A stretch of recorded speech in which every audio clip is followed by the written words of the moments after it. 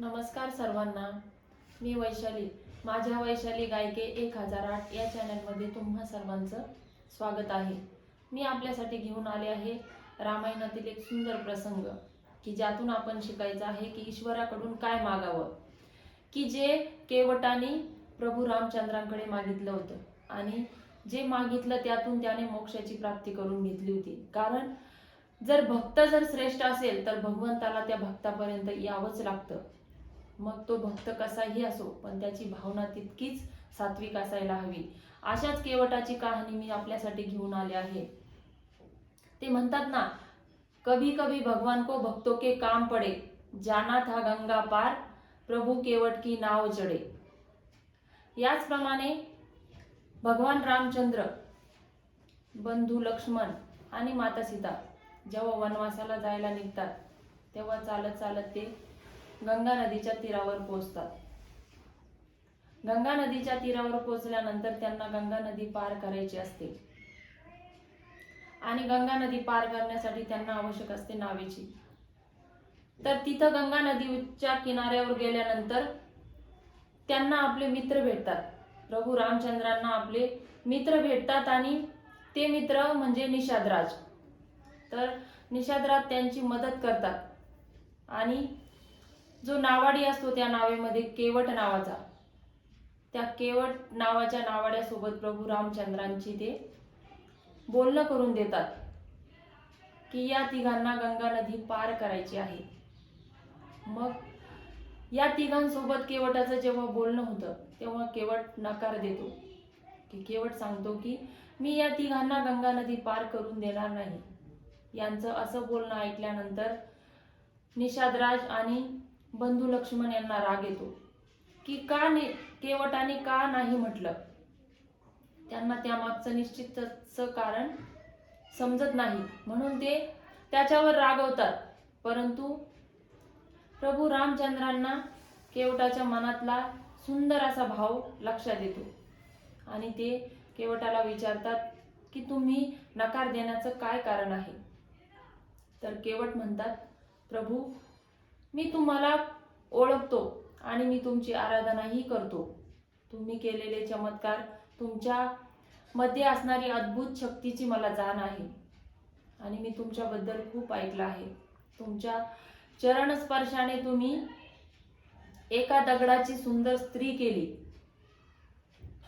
तर मग माझी ही नाव लाकडाची आहे. जर तुमचा या लाकडाच्या नावेला जर चरणस्पर्श झाला तर ती का गायब होणार नाही असा संशय तो नावाडी प्रभू रामचंद्रांजवळ व्यक्त करतो आणि प्रभू रामचंद्र त्याच्या मनातील भाव ओळखतात आणि तो नावाडी या तिघांसमोर अशी अट ठेवतो की मला प्रभू रामचंद्रांचे जे चरण आहेत ते स्पर्श करायचे आहेत आणि ते धुवायचे आहेत. तर त्याची ही अट प्रभू रामचंद्र स्वीकारतात आणि त्याला परवानगी देतात की तुम्हाला हवं ते तुम्ही करू शकतात.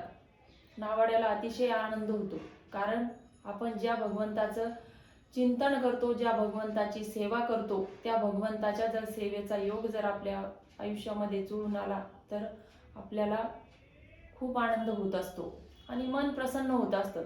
त्याचप्रमाणे या नावाड्याचा आनंद गगनात मावेनासा झाला. त्याने आपल्या पत्नीला गंगाजल आणि एक पात्र घेऊन यायला सांगितलं. नावाड्याच्या पत्नीने पात्र आणि गंगाजल घेऊन आले. त्याचप्रमाणे नावाड्याने प्रभू रामचंद्रांचे, माता सीतेचे चरण धुवून त्या प्रभू रामचंद्रांचे जे चरण धुतले आहे ते जल तो नावाडी प्राशन करतो आणि धन्य धन्य होतो. अशा पद्धतीने त्या नावाड्याची इच्छा पूर्ण होते आणि त्यानंतर तो प्रभू रामचंद्र, माता सीता आणि बंधू लक्ष्मण यांना गंगा पार घेऊन जातो. अर्थातच गंगा पार गेल्यानंतर त्या नावाड्याला काहीतरी भेट द्यायची असं प्रभू रामचंद्रांच्या मनात असतं आणि ते त्याप्रमाणे माता सीतेला व्यक्त करतात की आपण नावेतून उतरल्यानंतर त्या नावाड्याला आपण काहीतरी भेट दिली पाहिजे. त्याचप्रमाणे माता सीता आपल्या बोटातली अंगठी काढतात आणि त्या नावाड्याला देऊ करतात. परंतु तो नावाडी ती अंगठी घेत नाही, कारण तो नावाडी प्रभू रामचंद्राला म्हणतो की मला तुमची भेट नकोय. तेव्हा प्रभू रामचंद्र त्याला विचारतात. अर्थातच प्रभू रामचंद्रांना सर्व कळालेलं असतं. त्याच्या मनातील भाव देवाने न ओळखावा इतके देवही